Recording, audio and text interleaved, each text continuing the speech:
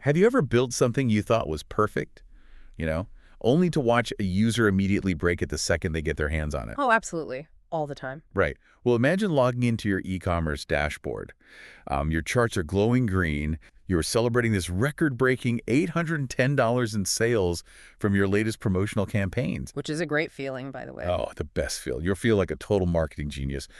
But then you switch tabs. You check your actual business bank account, and there's only $270 there. Yeah, that is a gut punch. It's terrifying. Your beautiful, elegant analytics dashboard is quite literally hallucinating money. Yeah.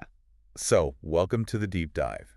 Today we are exploring the messy, incredibly iterative product design journey behind a Shopify app called Discount Prime. Right, and we're using 3 fantastic, highly detailed articles written by Aziz Benai Hashemi as our source material today. Exactly.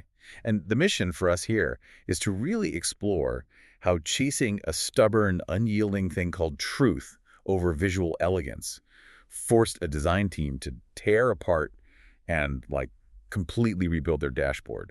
Not once, but twice. It's such a revealing case study, honestly, because it perfectly illustrates that the boundary of a mental model like that edge where your clean theory meets messy reality is often way more dangerous than the math inside it. Yeah, totally. So today's deep dive is for anyone who wants to understand why real-world friction is the absolute ultimate test of any design. Because it turns out it is incredibly easy to build a dashboard that is visually stunning, mathematically consistent internally, and yet completely disastrously wrong in the real world. Okay, let's unpack this. We have to start with a moment that didn't feel wrong at all to the development team. Yeah. It felt like a massive win for them. Oh, for sure. They were thrilled. Right, so we are starting at the very beginning of this realization. The profound difference between simply shipping a feature and actually delivering value.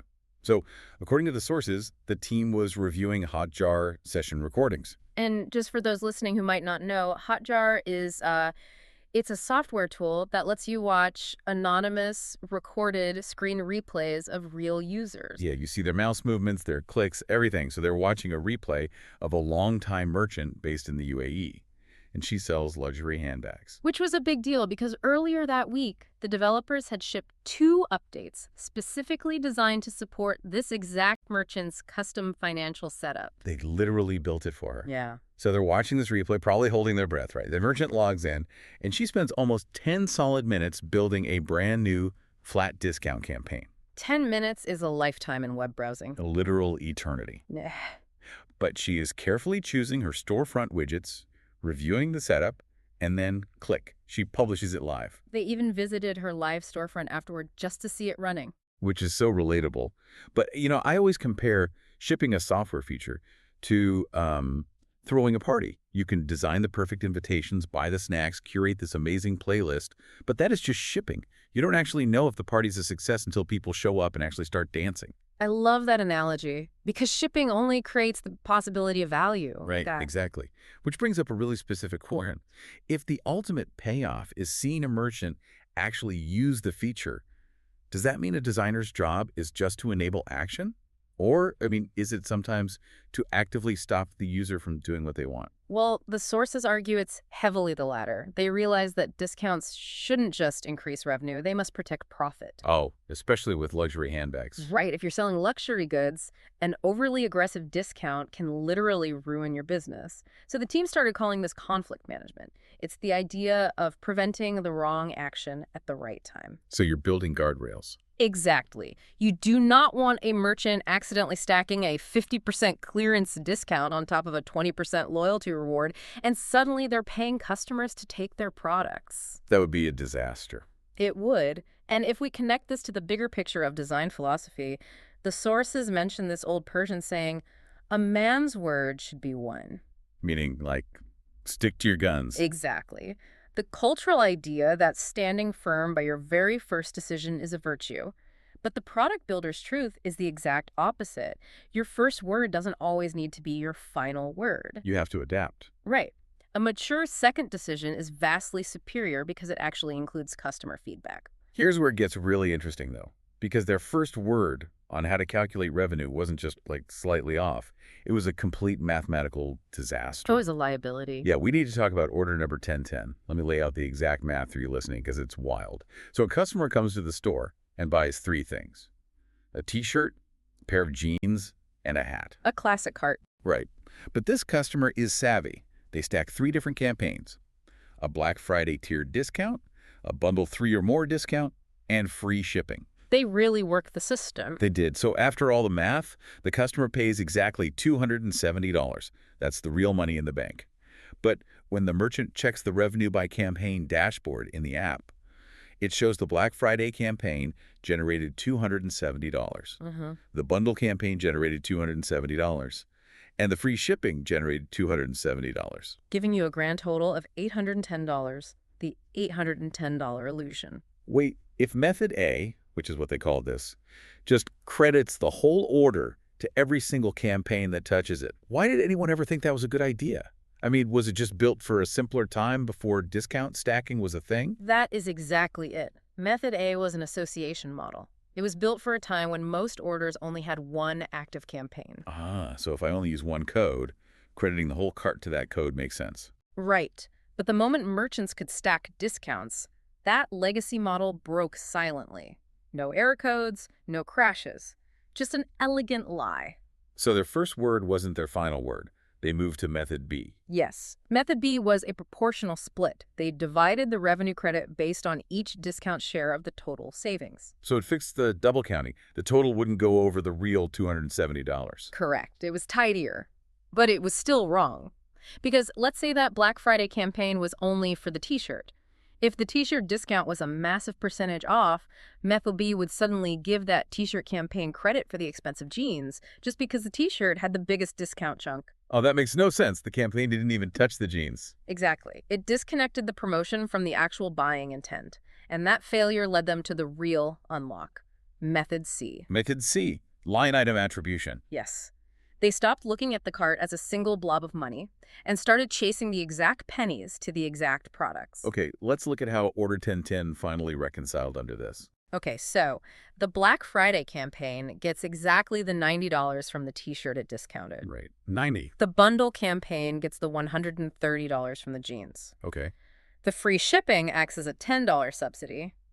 And the hat, which wasn't discounted at all, sits at $50 as unattributed revenue. So 90 plus 130 plus 10 plus 50.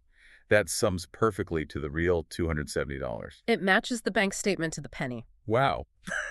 But wait, what's fascinating here is that piece about shipping. You just called it a $10 subsidy. Yes. That feels entirely different from a product discount. Like, it doesn't lower the price of the shirt. How do you even categorize that? Well, economically, it behaves completely differently. And this was a huge light bulb moment for them. A discount lowers a price.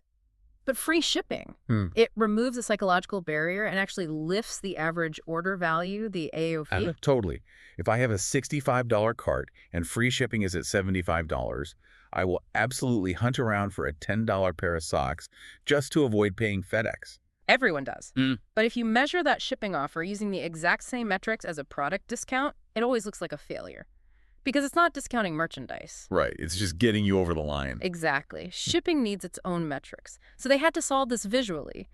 How do you draw dashboards so merchants instantly understand shipping is a different beast? The sources mentioned they tested 3 variants, right?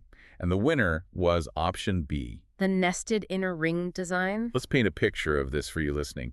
Instead of a standard pie chart where shipping is just another slice, which makes it look like a product campaign, they created a thick outer ring for product campaigns and a thinner nested inner ring just for shipping. And they used a concept called ambient teaching for the colors. Right, because in finance, green universally means revenue. Exactly.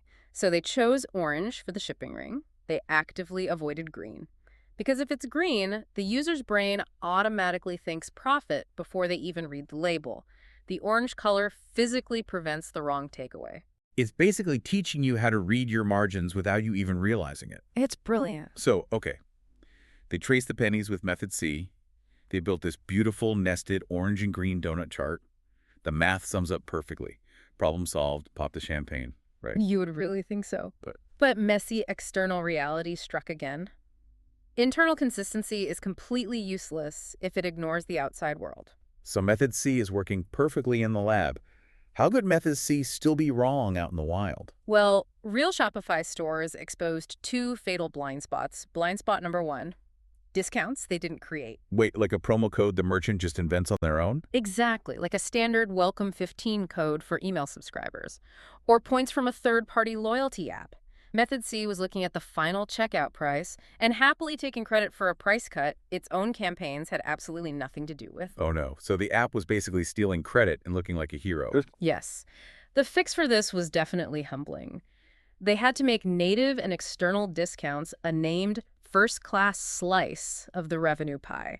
They had to explicitly tell the merchant, hey, this revenue was moved by a discount we didn't do. You have to model the things you don't control just as heavily as the things you do. Exactly. Okay, so that's blind spot 1. But what about blind spot 2? You said earlier shipping isn't a discount, it's a barrier removal. Does that mean the neat little revenue model was ignoring the actual cost of FedEx? Yes. And that is catastrophic blind spot number 2. Shipping has a physical cost, not just a promotional price. But the orange inner ring, I thought option B fixed shipping.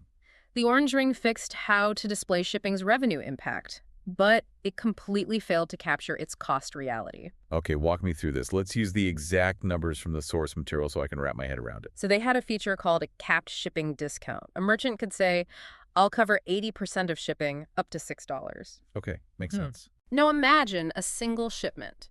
The actual carrier cost from FedEx is $9.60. Right.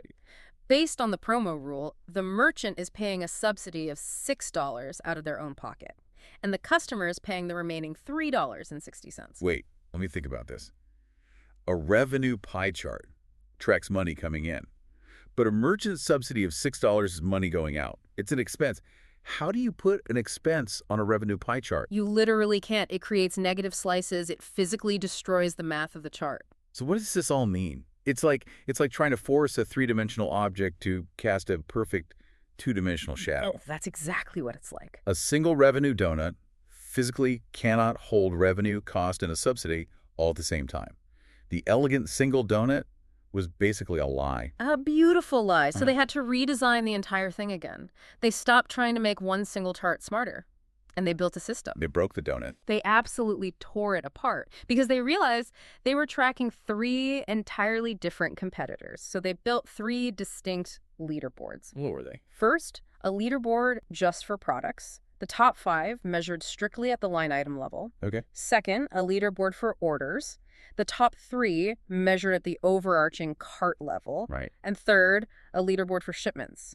The top 3 modeled with all that complex reality of subsidies, customer payments, and actual carrier costs. So instead of one chart failing to do everything, you have 3 specific charts doing their exact jobs perfectly. Exactly. And to tie it all together, they made a single reconciling revenue mix pie, that one honest view that accounts for everything. Native discounts, external apps, product campaigns, unattributed organic revenue, everything. And it finally adds up to the bank statement. Yes.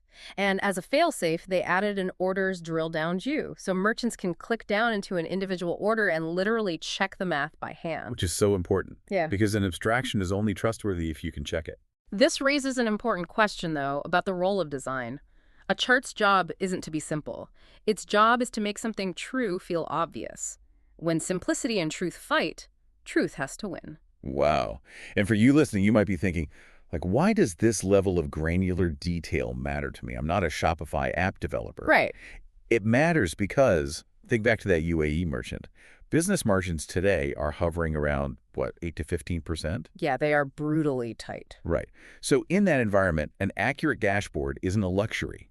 It is life support.